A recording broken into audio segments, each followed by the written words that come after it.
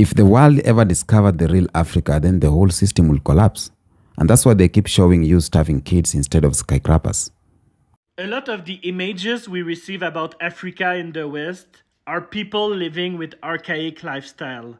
We see a lot of the Maasai. We see starving children. We see villages without electricity with women carrying jars on their head.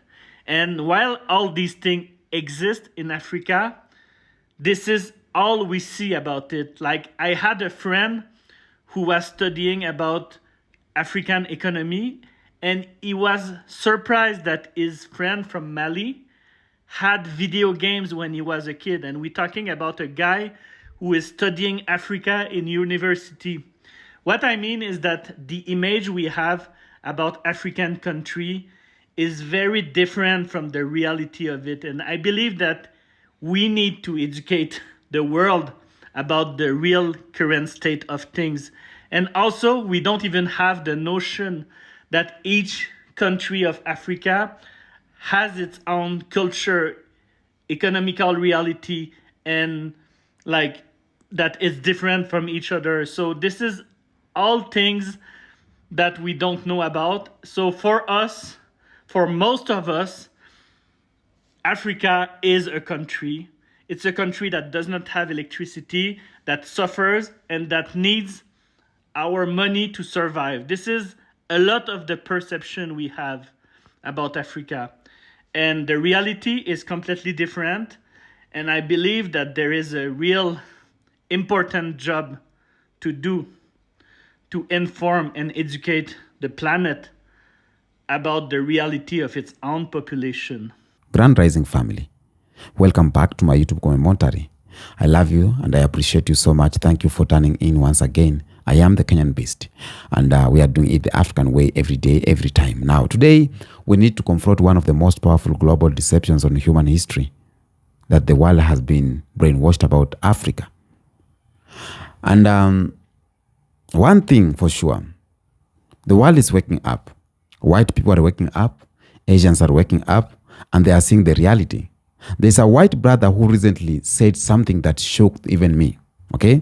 He said this: the message that they receive about Africa is they are being showed the archaic lifestyle, you know, the Maasai starving kids, villages with no electricity, women carrying jars on their heads, and all that stuff. That's what they are being showed. That's what the media is sending to the world. And that's why I always tell my people, let's tell our own story. Let's write our own stories and let's show our own images, because if we wait someone to show it for us, then they will tell it their own fashion. So the man who said this is not African. He's just not trying to impress anybody or chasing views, but he's simply describing the truth that he was raised in. Let's watch this clip. US media gives us the worst perception of Africa. This is Africa. This is actually nicer than New York City. Like, this is so nice. Just look at that Zara. Just look at that Zara. They don't have that in New York. Look at how nice this building is. Look at this beautiful outdoor seating. So instead of listening to whatever the media tells you, go and explore and find out for yourself. Since I moved to Sweden, I've been hearing Africa poor, Africa poor, Africa poor. How is it that a nation that lives under credit is calling Africa poor? Don't bash me, I'm gonna give you an example, okay? In Uganda, if you see someone walking around with an iPhone 12, they paid cash for it. If you see someone having a house, they built it cash. True. If you see someone driving a car, it's cash. Because in the world where I come from, if you don't have the money, then you can't buy. We don't have credit. Take example, Sweden. Makes I can sense. go to a shop, get an iPhone 12, credit. House, credit. Car, credit. Everything is credit. Even underwear, you can get it on credit. So technically, if you lose your job, you lose everything and you can go to the streets, okay? In Uganda, if you lose your job, you get to keep everything. You'll just worry, where am I going to get money for school fees? Then it came to me like, how the hell the people who live in credit call people who pay cash poor?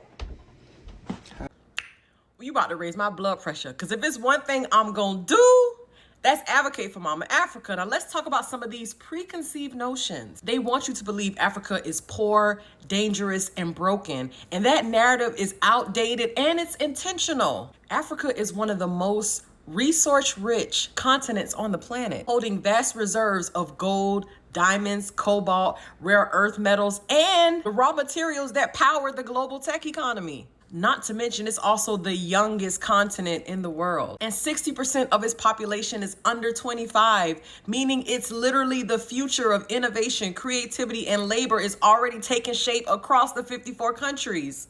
Or is it 55 countries now? But anyway, it's also home to the oldest human fossil.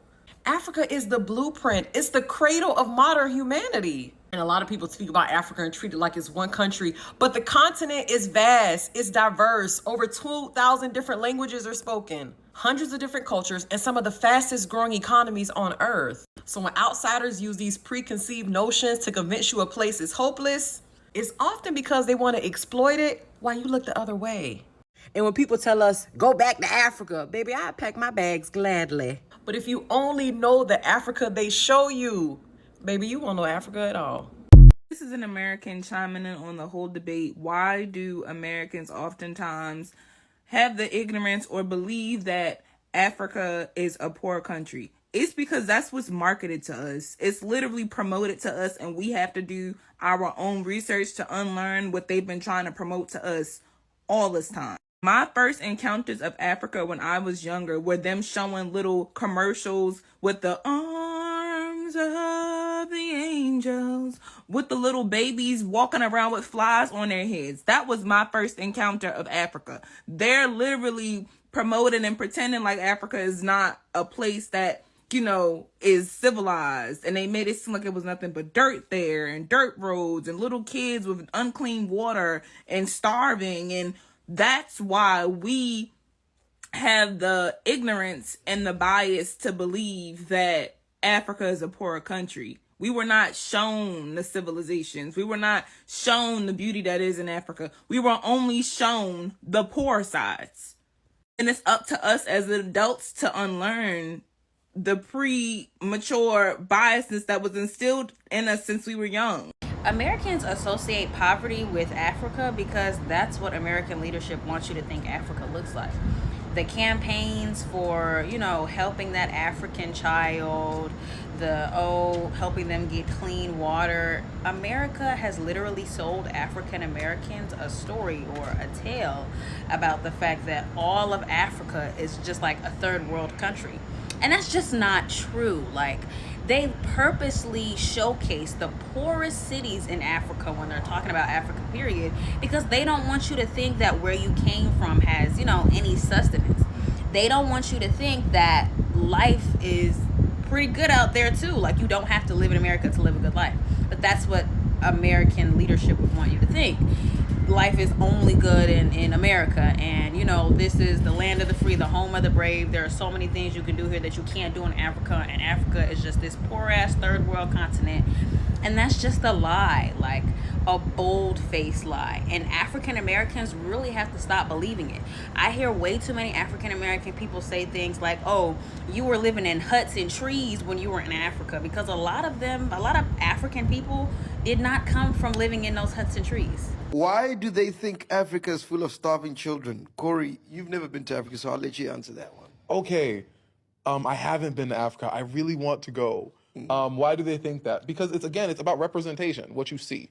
So like, if you go by like the African representation in American media, it is starving kids with their rib cages showing. You would assume that people don't that there's no skyscrapers. So that's you would all assume they that show you? Literally. Wow. Now I don't have cable. Yeah. But that's pretty much all they show you. So this day, I thought this used to be like. Yeah, because it's social media now, bro. Like, No, it's the We black- get it. It's empty. You know, there's not to bang it on the table. from an empty cup. In America, it's like slave movies, the kids with the rib cages, and Wakanda. That's it. That's it. So at school, they don't tell you about like what's going on in Africa. Like, No, shit, bro. That's not even kinda. The only time Africa pops up in like the news is like it's war torn. Yo, It's like Baghdad. That's like the American media representation. so when you see like a Tyler, Black Coffee, Trevor Noah, like, are you like, I mean, Where they're they come from? Yeah. Which Africa are they from? I feel like curious. Because they look fat. Oh, man, no. Oh, Where's the ribs? Where's the ribs? Just the fucking ribs if you're African. Prove it. I mean, it's funny because that's a great question because and like as a black person, as an educated black person, I'm aware that this is not what I see is not what I'm getting. Of course. It's not what I'm seeing is not what I see is not what is. But yeah, then that's a good question to people who think that it's all starving children. You guys know that most Americans think that Africans are very poor, like poor. Like we live in hut houses. Let's talk about this. There's no shortage of misconceptions about the African continent. From the people to the diversity to the poverty, people don't know what they're talking about whenever they talk about the African continent. My name's Ivana. I like to talk about these things, so if you like to hear about these things, then as somebody who was born in Africa, raised in Africa for the majority of my life, and raised by an African parent, the amount of times I have been asked if I was living in a hut or if my village had electricity or running water is actually pretty absurd and kind of sad, honestly. I think people forget that 45% of Africa is urbanized at this point and that the urbanization of the continent is pretty extreme, as in the rate of urbanization is pretty fast, especially with all that the continent has had to endure, if you know what I mean.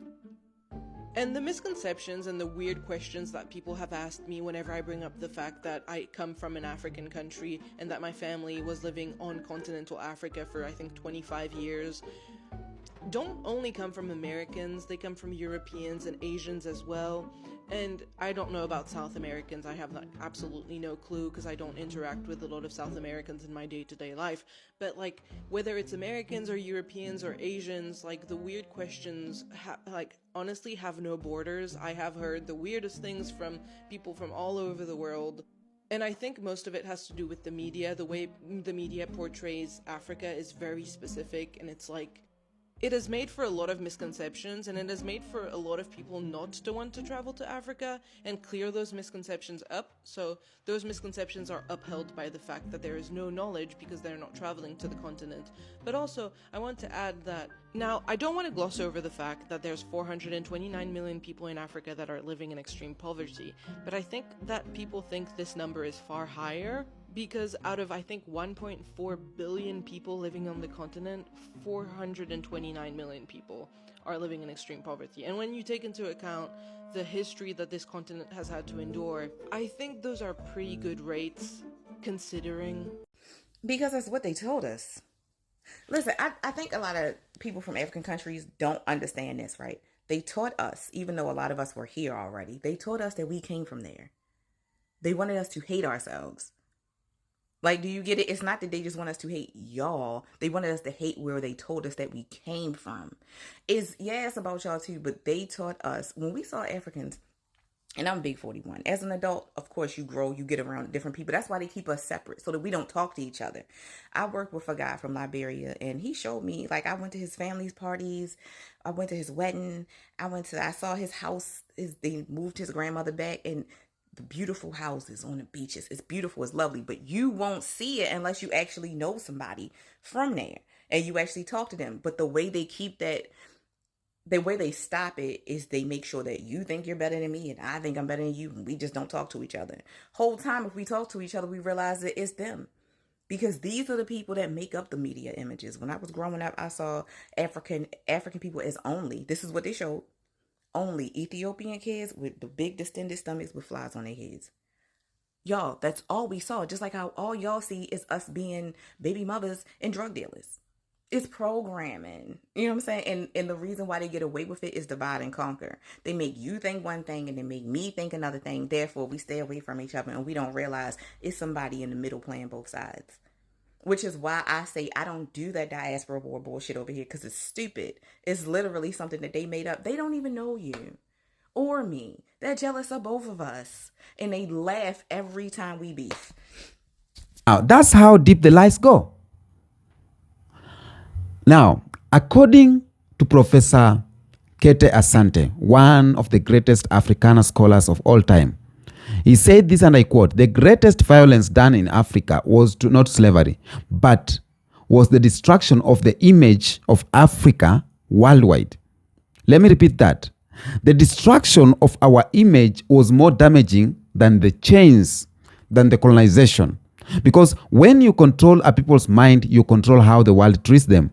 You control how they view themselves. And you control the opportunities they are allowed to access. And Western media didn't just misinterpret Africa, but they crafted a global psychological where Africa equals to poverty, where Africa equals to backwardness, where Africa equals to primitive life, where Africa equals to violence, desperations. Okay? Where Africa equals to Akiwoye, please save us. That's how they have sold Africa. And it was not by accident. You don't accidentally portray 54 countries as one giant village. You don't accidentally forget the skyscrapers. You don't accidentally hide the universities, the highways, the airports, the billionaires, the engineers, and etc. No, that is intentional. Professor Chinwez once said, "The West does not fear our poverty, but the West fears our awakening." Okay? The world fear our awakening. And that white brother had a confession that they don't want a lot of people to know. Okay? Because his words, the first white brother, his words, it's representing the Western mind. Okay? It is representing the Western mind, because he has said that he had a friend who was studying African economy in university, and he was shocked that his friend from Mali had a video game. What does that show us? That tells us, even for us, having video games, having good phones, having good houses, having televisions, it's like, wow, you guys have this? Do you have smartphones? They are thinking of Africans of some just primitive human beings. Think about that. A university student who is studying African economics didn't know that Africans play video games. Think about that. And this is how watered down the childish Western education is when it comes to Africa. They study Africa like a museum. They talk about Africa like it's a frozen in time. And they examine Africa like anthropologists studying Asian tribes. Even their experts walk around thinking that Africa don't have TVs. Africa don't have internet. Africa don't have modern houses. Africa don't have malls, roads, hospitals. Family, you know what this means? This means that the Western world is not just ignorant, but it is programmed. And let me tell you, Africa is not a country. You have to know that. Africa is not a country, because most Westerners think that Africa is a country. They don't know there is Kenya, there is Ghana. There is Tanzania, there is Zimbabwe. There is Tunisia and Namibia. There is Rwanda, there is Nigeria. They don't know that Africa has more than 2,000 languages, has 54 nations, thousands of cultures, and complex economies. So if Africa has states, Africa has entire civilization. But Western media never care to show that. They show one tiny Maasai village and pretend it represents 1.4 billion people. Imagine someone going to one Amish village in America and then saying that this is America. Just look, they ride horses and don't use electricity. Everyone will scream. But they do it to Africa with zero shame. And the reason why the West hides the real Africa is very simple. According to historian Dr. John Henry Clark, the West must lie about Africa, because if they ever respected Africa, they will have to admit their crimes against Africa. If they respect Africa, they'll have to say they have stolen our artifacts, they have stolen our resources, they are causing chaos here. They'll have to accept that. So if the world knew the real Africa, then that means that Africa is rich, that Africa is modern, that Africa is educated, that Africa nations are rising. Africa builds civilization. African kingdoms were advanced. So that then Western supremacy will collapse because of that. But because the superiority complex of the West depends on the inferiority myths of Africa, then you cannot build a savior industry without victims. You cannot justify colonialism without painting Africa as incapable. Okay? You cannot maintain economic exploitation without portraying Africa as poor. So what do you need to do? You need to loosen that respect. Don't respect them. Okay? You cannot dominate people. You respect people. But they can't do that. Okay? So they come up with this global brainwashing starts in childhood. Western kids grow up on one thing. Cartoons showing starving Africans. Documentaries showing war. School books showing dead bodies. Movies showing Africans as primitive. Charity ads showing files on babies. News showing corruption and poverty. So by the age of 7, their brain of those kids are already detected something, and there is already stated that Africa is equals to suffering. And they create adults who think Africa is one country, who think Africa needs saving, who think all Africans want to migrate, who thinks Africa lives in huts, and etc., etc. Okay? And that's why that white brother on the first video say that we need to educate the planet about the real Africa, because what they are showing us is not the real Africa. And us as Africans, brothers and sisters, we are the one who need to do that. We need to tell our own story. We need to tell the world how we are and show them the reality. Okay? Because the real Africa, it's very different from what they talk about. The real Africa, they never show. It has infrastructures. We have Nairobi. Nairobi has expressway, 2 Rivers Mall, Concert City. Kigali has smart city, design, safe, clean. We have Lagos have 25 million person mega city with billion-dollar industries. Abidjan has Manhattan of Africa. Okay? Dakar is one of the most stable democracies. We have technology. Africa has mobile money 10 years before the West. Africa has tech hub like Silicon Savannah, drone delivery for medical supplies, faster growing fintech industry, coding schools across the continent. We have culture. African culture influenced the now global culture like Afrobeats, Amapiano, black fashion, African art, African food, African spirituality, African dance, and a lot of them. Our education system, Africa has universities older than Harvard. Timbuktu was a global center of learning. We have wealth. Africa holds 40% of the world's gold, 30% of the world mineral, 60% of the world's arable land, trillions in natural gas and oil. But they hide that. They hide all of this to keep the poverty documentary alive. So you are asking yourself, why are they only focusing on poverty? One, and it's true poverty exists. It is very true poverty exists. And it exists everywhere. Okay? But that's all they just show.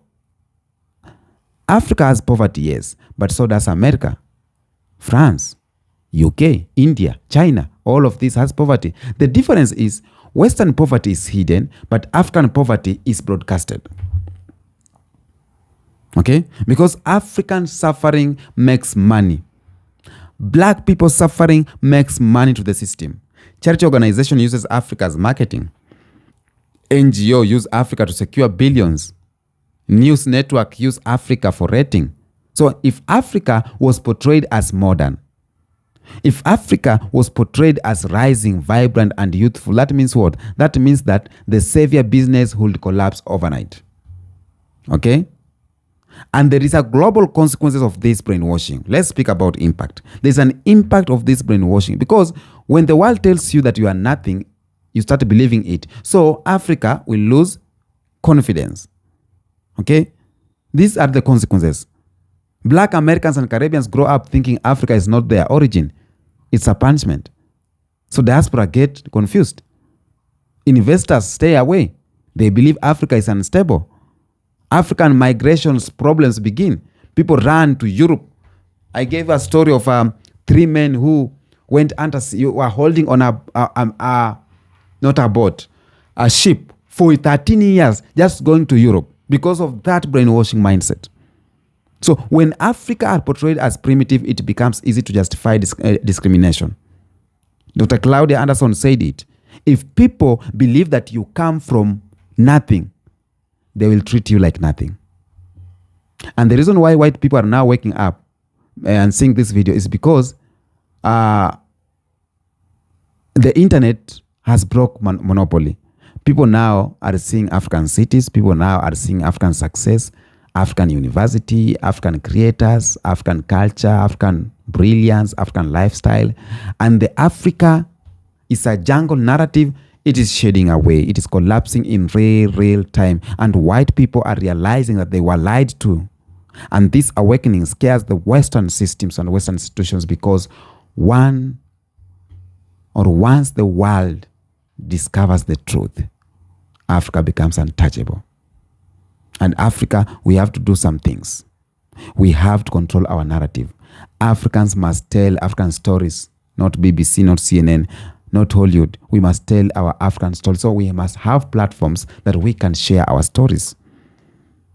Okay? Like if you go to Neo Africa, you'll get Africa stories. We must build continental media. We need Pan-African Netflix. We need Pan-African channels, African-led journalism. We must strengthen African diaspora relation because Black Americans and Africans combined together, it is unstoppable. We must push development, not apology, showing cities, text, culture, businesses, unapologetically. Let's just show them. It's not bragging. We must break mental chains. We must stop seeing Africa through Western eyes. We must celebrate African modality. Skyscrapers are not Western. Technology is not foreign. Modern life is not an African. Okay?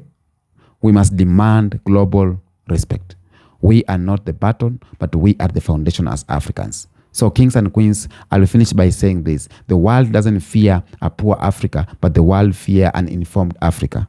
An African that knows its worth, an African that controls the narrative, an African that unites with its diaspora, an African that stops apologizing for existing.